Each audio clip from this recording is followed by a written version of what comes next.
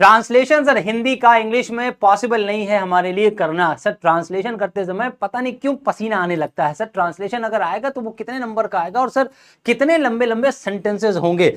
आज इन सारे सवालों के जवाब इस सेशन में, जो कि बहुत छोटा सा है, जिसमें आप सभी को मिलने वाले हैं, और आज चुटकियों में आप ट्रांसलेशन सीख सकते हैं। हम लेकर आए आपके लिए एक बम्फार टिक, एक ट्रिक, ऐसी वो ट्रिक जो कि किसी ने ना बताई कभी यूट्यूब पर, सिर्फ हमने ही बताई है। लेकिन एक बार फिर से आप सभी के लिए एक ऐसी ट्रिक जो कि नए बच्चे होंगे उनके लिए ये फर्स्ट टाइम होगी। बड़े से बड़े किसी भी हिंदी सेंटेंस को ट्रांसलेशन की एक दमदार ट्रिक आज के सेशन में आपको पता चलेगी, और साथ ही साथ आपके एग्जाम में, बोर्ड एग्जाम में कैसे पैराग्राफ आते हैं उसका भी एक नमूना लेकर आए हैं। तो बने रहेंगे वीडियो के एंड तक।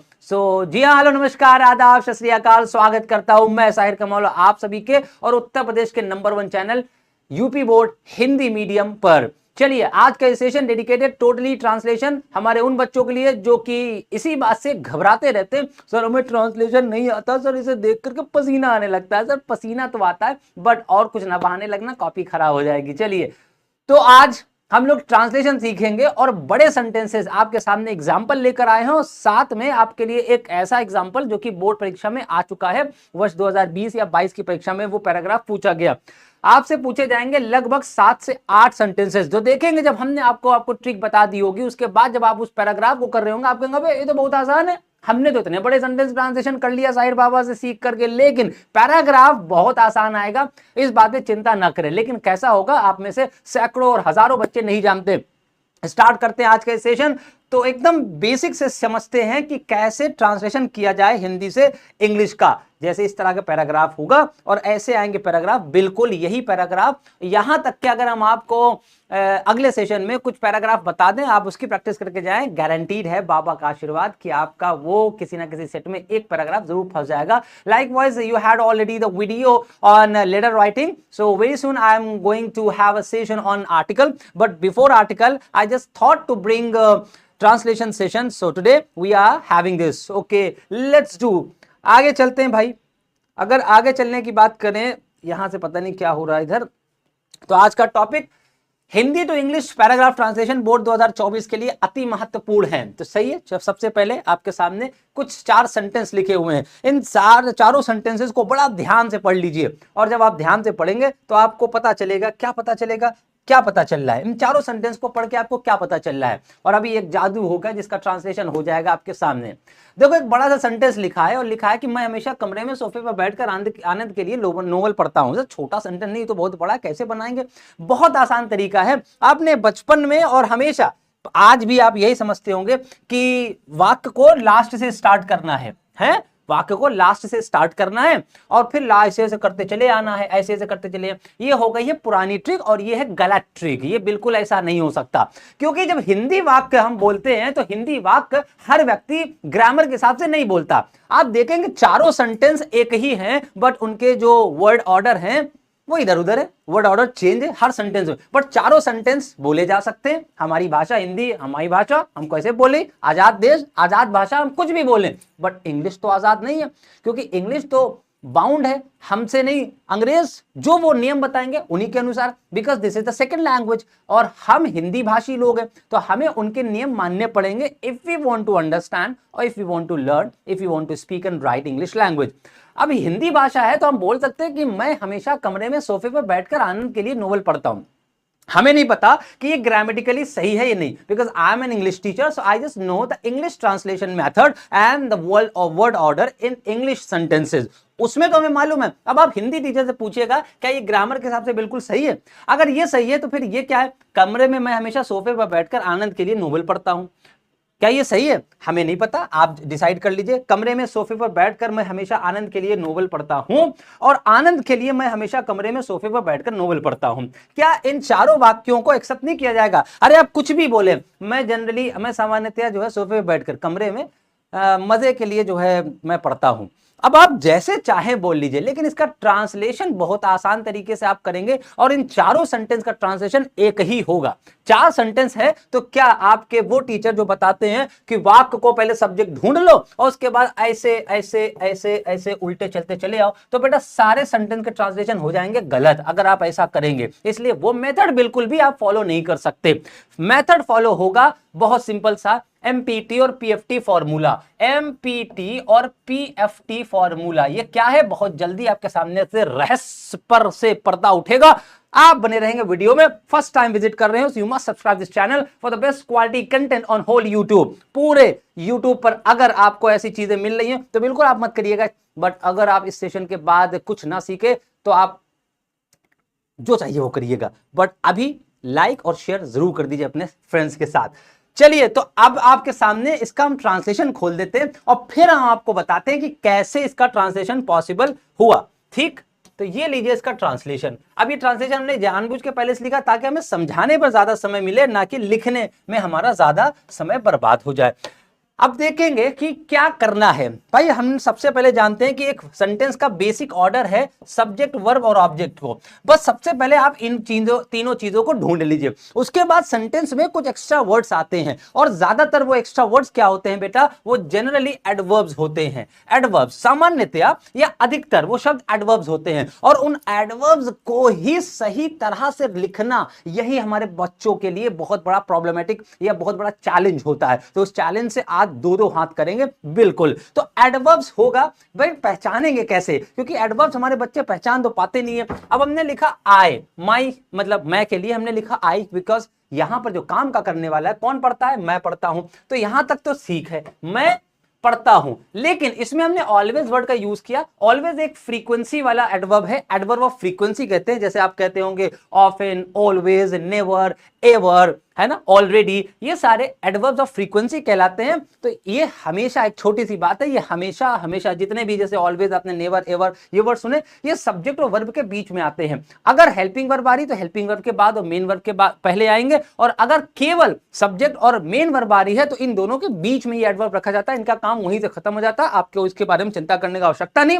अधिकतर आपको ये परफेक्ट टेंस में और इंडेफिनिट टेंस में डेफिनेटली मिल जाएंगे, और ये सेंटेंस केवल इंडेफिनिट में और परफेक्ट टेंस में ही ऐसे लिखे जाते हैं जहां पर ऑलवेज, ऑलरेडी या नेवर, एवर, ऑफन इस तरह के एडवर्ब्स आते हैं। ये एडवर्ब्स ऑफ फ्रीक्वेंसी कहलाते हैं। तो यहां से यहां तक काम खत्म, क्योंकि यहां पर हमेशा लगा हुआ है। तो मैं हमेशा, आई ऑलवेज, और फिर पढ़ता हूं, और पढ़ता हूं के लिए हमने लिख दिया प्रेजेंट इंडेफिनिट टेंस में रीड। ये था ना, यहां से पता चल रहा होगा प्रेजेंट इंडेफिनिट है। आई ऑलवेज रीड, और क्या पढ़ता हूं, नोवेल पढ़ता हूं। तो भैया तीन चीजें तो कंप्लीट हो गई, this is subject, this is verb and this is object. ये चीज खत्म हो गई, सब्जेक्ट, वर्ब एंड ऑब्जेक्ट। उसके बाद अब खत्म हो गई ये तो पूरी कहानी, लेकिन कहानी नई स्टार्ट होती है। बाकी के सारे शब्द कहां से लिखे, कमरे में सोफे पर बैठकर आनंद के लिए। सर ये चार चीजें, इसे अरेंज कैसे करें, तो अब इसे करेंगे बेटा एमपीटी और पीएफटी फॉर्मूले से। एमपीटी क्या है, ये एडवर्ब को अरेंज करने का एक शॉर्ट तरीका है, ध्यान रखिएगा। एम फॉर मैनर होता है, what is it, M for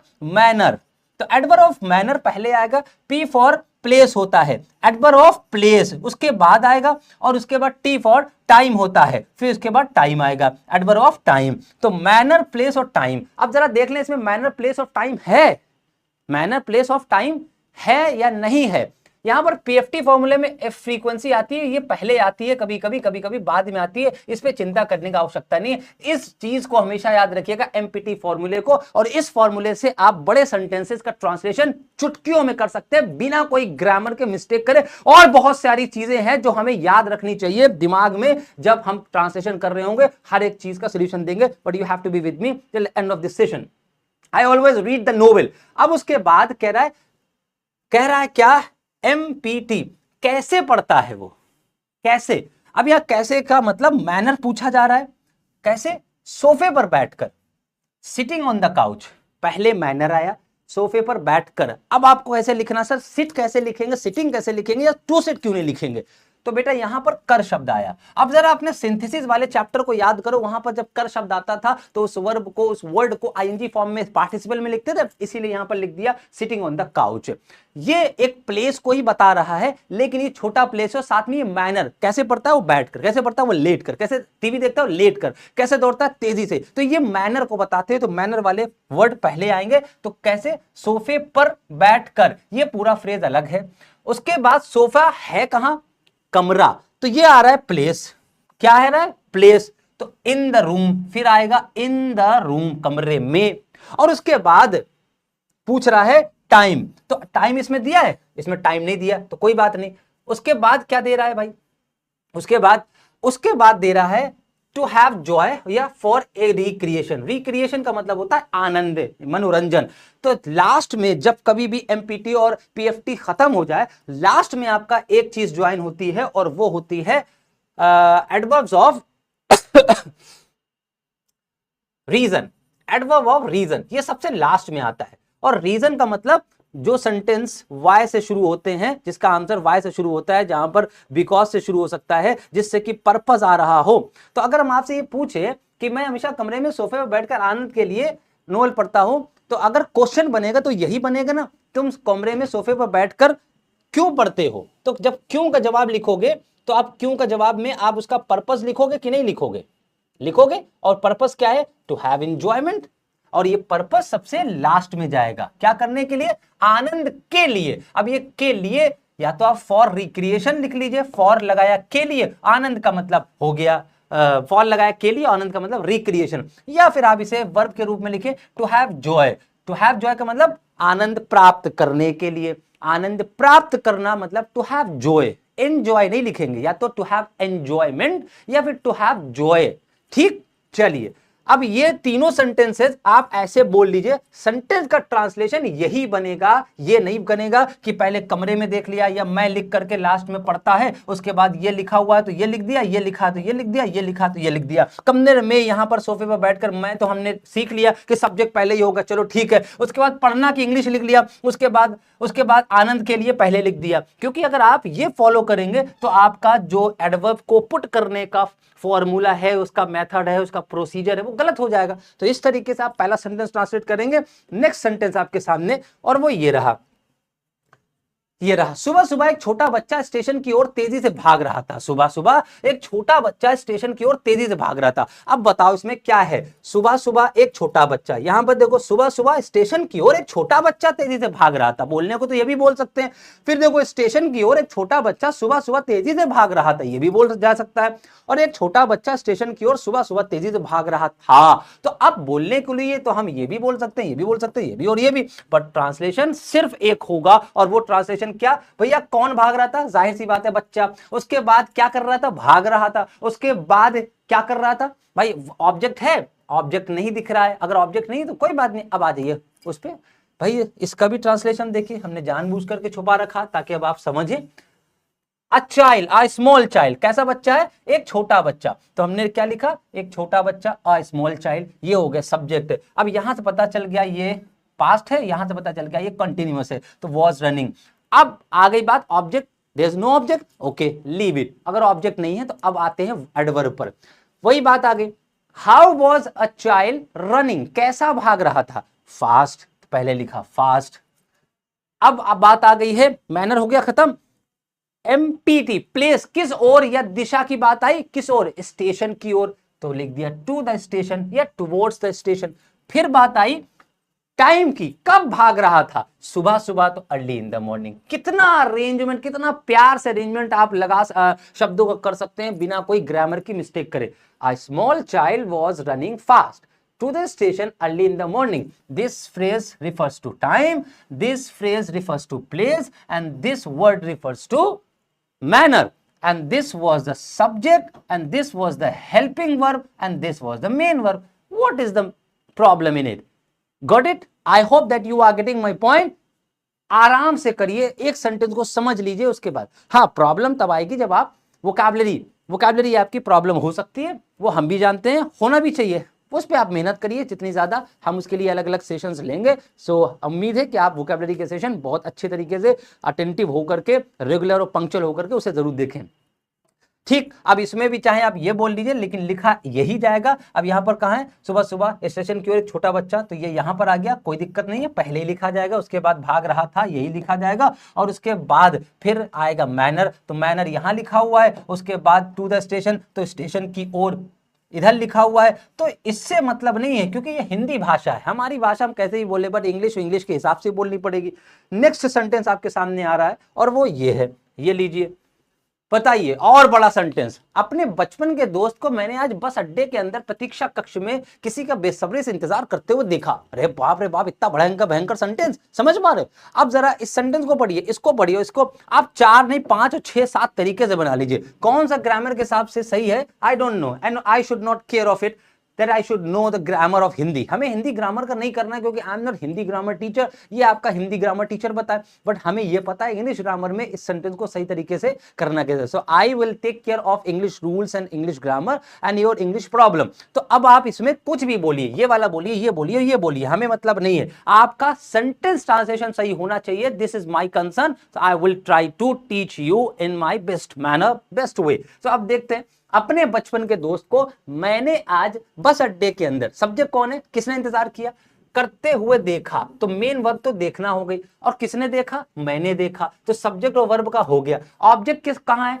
अपने दोस्त को, अपना दोस्त कैसा है, वो भी बचपन का है। तो यहां से यहां तक बात क्लियर हो गई। अब जरा इसका ट्रांसलेशन देख लीजिए, ये रहा इसका ट्रांसलेशन, देखिए कितना प्यारा सा, कितने आराम से आप समझेंगे। तो हमने सबसे पहले सब्जेक्ट लिखा I, this was the subject, then verb saw, और उसके बाद आ गया ऑब्जेक्ट।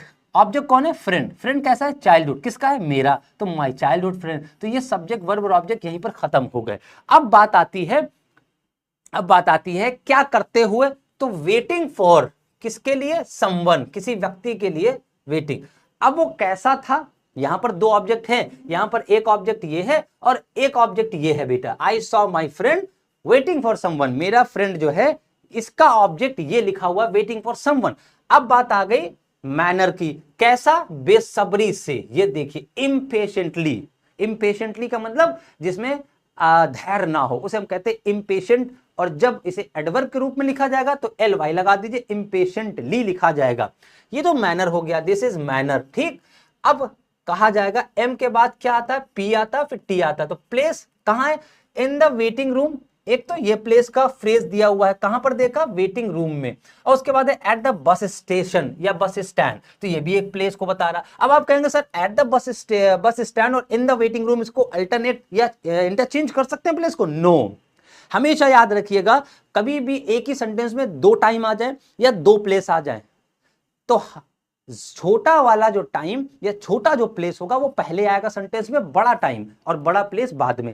तो अब देखो, वेटिंग रूम तो छोटा होगा, स्टेशन बड़ा होगा, या बस स्टैंड बड़ा होगा। बस स्टैंड के अंदर 2 वेटिंग रूम हो सकते हैं, 3, तो इसलिए इन द वेटिंग रूम पहले और उसके बाद एट द बस स्टैंड बाद में।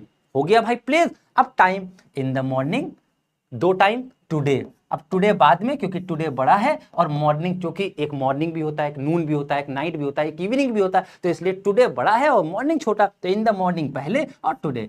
आसान है, आसान है। तो इसी बात पर आप चैनल पर बने रहेंगे और सब्सक्राइब करके जरूर जाएंगे। उम्मीद करेंगे कि आपको ये सारी ट्रिक्स, ये सारी बातें अच्छी तरीके से समझ में आ रही होगी। आ रही है पक्का?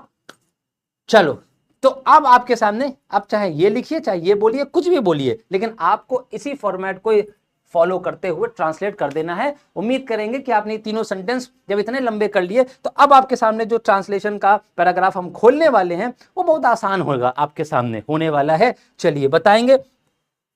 अब आपके सामने, अच्छा होमवर्क, हाँ इसके लिए हम आपको एक होमवर्क और दे दें। 2 सेंटेंस और है, अभी आपको ट्रांसलेशन करवाते हैं जो पैराग्राफ आने वाला है। अब जो 2 सेंटेंस होंगे बेटा, वो सेंटेंस आपका ये होमवर्क है। आप इन दोनों सेंटेंस को घर पर बनाइए और बताइए कि मेरा वो ट्रिक या फॉर्मूला एमपीटी और पीएफटी वाला समझ में आया, और आया तो इस पर अप्लाई करके परीक्षा में प्रथम आने के लिए मेरा छोटा भाई बहुत ध्यान से दिनों रात अपने कमरे में कई दिनों से लगातार पढ़ रहा है। बहुत भयंकर सेंटेंस है, बहुत सोच समझ के बनाया, और बस सोचना पड़ता है तुम लोगों के लिए बेटा। ये तुम्हारा चैनल है, तुम्हारा अपना चैनल है। हम यूपी बोर्ड के बच्चों को इंग्लिश में ये खौफ और डर उनका हर तरह से खत्म करने की कोशिश करते हैं। हमने आपके लिटरेचर को, यहाँ तक कि आपके ग्रामर, यहाँ तक के लेटर्स तक को हिंदी में पढ़ाने की कोशिश करी, ताकि हमारा यूपी बोर्ड का बच्चा डरे नहीं बल्कि लड़े। उसके बाद है कई बूढ़े लोग यहाँ पार्क में रोज सुबह अपने आप को सुस्त रखने आते हैं। इस सेंटेंस को भी ट्रांसलेट करेंगे। ये साहिर बाबा की तरफ से आपको आशीर्वाद, उम्मीद करेंगे दोनों सेंटेंस आप घर पर कर लेंगे और इसे कमेंट सेक्शन में जरूर करिएगा कि आपके तीनों सेंटेंस के दोनों सेंटेंस ट्रांसलेशन हुए कि नहीं। अब आपके सामने एक पैराग्राफ खोलते हैं और पैराग्राफ ये है जो कि आपका कौन से एग्जाम में आया हुआ है, थोड़ा सा कम दिखाई देगा क्योंकि ये क्लिक हमने किया पिक्चर, उसके बाद दिखाई दे रहा है। पढ़ देते हैं एक बार ऊपर से। ये 2020 के बोर्ड एग्जाम में आया हुआ एक पैराग्राफ है। चलिए देखें। प्रत्येक व्यक्ति गुरु नानक के नाम से अच्छी तरह परिचित है। बचपन में पढ़ने लिखने तथा खेलने में उनकी रुचि नहीं थी। एक दिन उनके पिता ने उन्हें 10 रुपए दिए और बाजार से कुछ आवश्यक चीजें लाने के लिए कहा। बाजार जाते समय मार्ग में उन्हें कुछ साधु मिले जो बहुत भूखे थे। उन्होंने सारे पैसे साधुओं को भोजन खिलाने पर खर्च कर दिए और बिना कोई वस्तु खरीद घर वापस आ गए। जब उनके पिता ने उनको इस बारे में पता चला तो उन्होंने गुरु नानक से कुछ भी नहीं कहा, किंतु उन्होंने विचार किया कि भविष्य में उनका पुत्र ऐसा महान बनेगा जिसका सम्मान सब करेंगे। ये था पूरा पैराग्राफ। अब इसका एक एक करके ट्रांसलेशन जल्दी से कर देते हैं। प्रत्येक व्यक्ति क्या बोलते हैं भाई, सब लोग जानते हैं किस चीज से, with the name of Guru Nanak. आप यहीं से हम स्टार्ट करते हैं ताकि पूरा आ जाए। एवरी मैन, प्रत्येक व्यक्ति, इज, क्योंकि यहां पर परिचित है लिखा हुआ है, इज अक्वेंटेड। अक्वेंटेड का मतलब परिचित, फेमिलियर, और इसके साथ लगाएंगे आप विद। अक्वेंटेड का मतलब उसके बाद with, acquaint with. Every man is acquainted with, परिचित है, with the name of Guru Nanak. ठीक, ये तो कितना आसान है, सब्जेक्ट वर्ब और ऑब्जेक्ट दिया हुआ है। बचपन में पढ़ने लिखने में तथा खेलने में उनकी रुचि नहीं थी।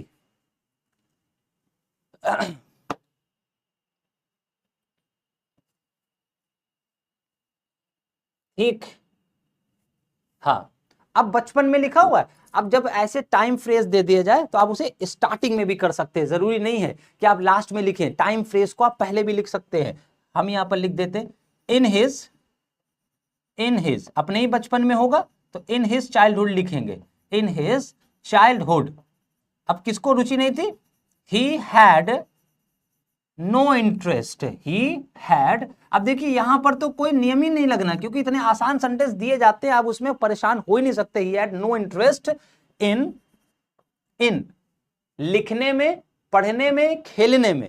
अब लगाएंगे इंटरेस्टेड के बाद इन आता है, हमेशा याद रखिएगा। और जब भी इन आएगा तो उसके बाद नाउन फॉर्म आएगा। अगर नाउन नहीं है तो वो जिरंडियल नाउन के रूप में, जैसे कि यहां पर आप खेलना देखेंगे तो अब आप लिखेंगे इन प्ले, हो जाएगा गलत, प्ले नहीं लिखेंगे बल्कि लिखेंगे इन किसने पढ़ने में, इन रीडिंग, रीडिंग की जगह आप स्टडिंग लिख लीजिए, रीडिंग,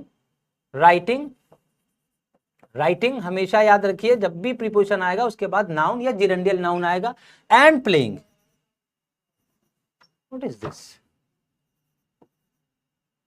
एंड प्लेइंग। ठीक, उसके बाद है एक दिन उनके पिता ने उन्हें 10 रुपए दिए, पास्ट इंडेफिनिट है। One day his father gave him, क्या दिए, 10 रुपीज, 10 रुपीज। और उसके बाद और वर्ड है ना तो इसको आप ऐड कर दीजिए, एंड बाजार से कुछ आवश्यक चीजें लाने के लिए कहा। तो और यहां पर कहने के लिए आस्क्ड वर्ड का यूज करिए। कोई काम जो कि किसी व्यक्ति से करवाने को कहा जाए उसे हम आस्क कहते हैं। आस्क्ड हिम, उनसे कहा क्या करने को, लाने को, टू ब्रिंग, कुछ आवश्यक चीजें, bring some important items. Articles लिख सकते हैं, आइटम्स लिख सकते हैं। ठीक, उसके बाद बाजार जाते समय मार्ग में उन्हें कुछ साधु मिले हैं, बाजार जाते समय। तो अब यहां पर क्या बात भाई, उन्हें मिले, तो आप यहां तो ही मेट विथ सम साधुस लिखिए, या फिर while he was going to the market, while he was going to market while का मतलब जब जा रहे थे, while he was going to market. ये एक सेंटेंस हो गया, ये इसमें कोई नियम ही नहीं लग रहा है क्योंकि इतने आसान सेंटेंस एग्जाम में दिए जाएंगे, आपको उसके बारे में चिंता ही नहीं करना है कि कौन सा सेंटेंस का नियम लगेगा, कौन सा ट्रांसलेशन होगा, कैसे होगा, नरेशन करना पड़ेगा, सिंथेसिस करना पड़ेगा, आसान होंगे। 2-4 शब्द जरूर आपके हो सकते हैं टफ आपको मिल जाए, ठीक। ही मेट, जब ये सेंटेंस वाइल से पहले लिखा आपने तो यहां कॉमा जरूर लगा दीजिएगा। He met some sadhus, sadhus, आप साधुज की जगह सेंट्स भी लिख सकते हैं, कोई दिक्कत नहीं है इसमें। सेंट्स, सेंट्स, कुछ साधु मिले हैं, और ये जो साधु थे आगे कनेक्ट कर लीजिए, उन्हें कुछ साधु मिले जो बहुत भूखे थे। जो, अब जो के लिए यहां पर आप हु, अब साधुज है तो यहां पर वर्ड लगा दीजिए, who were very hungry, very hungry, उन्होंने सारे पैसे साधुओं को भोजन खिलाने पर खर्च कर दिए। उन्होंने, ही स्पेंट, खर्च कर दिए मतलब past indifferent, all his money, ही स्पेंट ऑल हिज मनी। अब स्पेंड के बाद ऑन वर्ड का है, on feeding, on feeding, feed का मतलब होता है खिलाना, और किसको खिलाना, टू साधुस, साधुस है कोई वस्तु, और उसके बाद और बिना कोई वस्तु खरीद घर वापस आ गए, ठीक। एंड रिटर्न्ड, और वापस आ गए, होम विदाउट, बिना, विदाउट बाइंग, विदाउट लगा, देखो हमने जिरेंडियल नाउन यूज कर दिया, buying anything, without buying anything. अब इस पिता को इसके बारे में पता चला, जब पिता को, when his father, कोई चीज पता चलने को come to know कहा जाता है, तो यहां पास्ट में है तो इसलिए came to know कहेंगे। when his father came to know, जब पिता को ये सारी चीजें पता चली, किसके बारे में, all about this, came to know all about, ये सारी बातें पता चली, कॉमा लगा दीजिए, उन्होंने गुरु नानक से कुछ भी नहीं कहा। He said to के बाद हम ऊपर ट्रांसलेशन आप लोगों के लिए कर दे रहे हैं ताकि आपको एक ही पैराग्राफ, एक ही स्लाइड पे पूरा ट्रांसलेशन मिल जाए।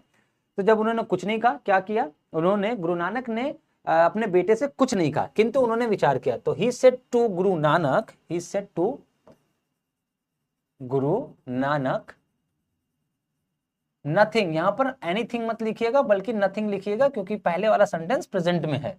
बट, लेकिन विचार जरूर किया, बट थॉट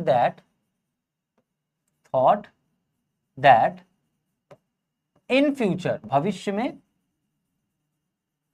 हिज सन, उनका बेटा, हिज सन वुड इसलिए लगा रहे हैं क्योंकि आपका पूरा सेंटेंस पहले वाला पास्ट में है, तो कभी भी पास्ट में प्रिंसिपल क्लॉज आ रहा है तो उसका सबऑर्डिनेट क्लॉज भी पास्ट में आएगा।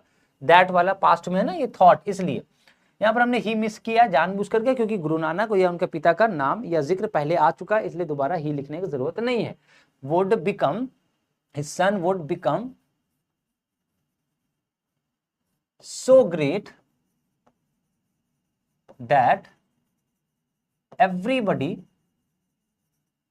या everyone would respect him। In this way आपका ट्रांसलेशन पूरा कंप्लीट होता है। You can take the screenshot of the whole translation of the paragraph I just taught you, and उम्मीद करते हैं कि पूरा ये ट्रांसलेशन आपको अच्छी तरीके से समझ में आया होगा। आपके एग्जाम में, बोर्ड एग्जाम में इस तरह के कोई भी इतना टफ पैराग्राफ नहीं देगा, बहुत ज्यादा 1-2 वर्ड ऐसे होंगे जहां पर आपको प्रॉब्लम हो सकती है। So for this I would like to bring such a session in which I will discuss around 10 paragraph related to your board exam 2024, जहां पर वो 10 पैराग्राफ की प्रैक्टिस करके आप अपने ट्रांसलेशन वाले क्वेश्चंस को चुटकियों में 2 से 3 मिनट के अंदर कर सकते हैं। उम्मीद करते हैं पूरा सेशन आपके लिए बहुत बेनिफिशियल रहा होगा। And one more time I would like to make a request to all of you. If you are visiting this channel, so you must subscribe this channel, like the video and share with your friends. Thank you so much for this session.